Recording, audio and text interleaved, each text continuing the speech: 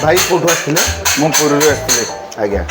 आपण ए चूल्हा बाबद केमती जानिले फास्ट चूल्हा बाबद आमर जने बंधु ये अच्छा सी मत जनइले मु भी यूट्यूब देखिली से वीडियो पठेले सब मुझे देखिली देखिकी आसिली आसिकी देखला मु भी घंटे बसिकी सब देखिली देखला मोर मनस्थ है मत भल लगे भाई पूरा मोबाइल चूल्हा भल ठीक ठाक निजे पूरा माने बनईकी करुँच से बुद्धि टेक्नोलोजी अनुसार सी बर्तन मत बनईकी देइछंती तापर मु आगे घंटे देखिली भल जलिला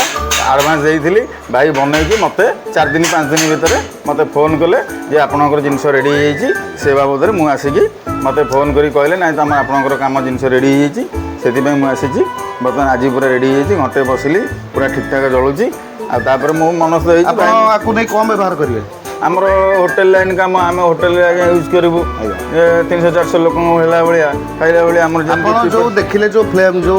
जो जमी जलुची आपन कौन लगुच आप कम सफिशिएंट है पूरा साटिस्फैक्शन आम पूरा रेडी बर्तमान किसी प्रोब्लेम ना जमती गैस ताठर भी बेटर पूरा जलुची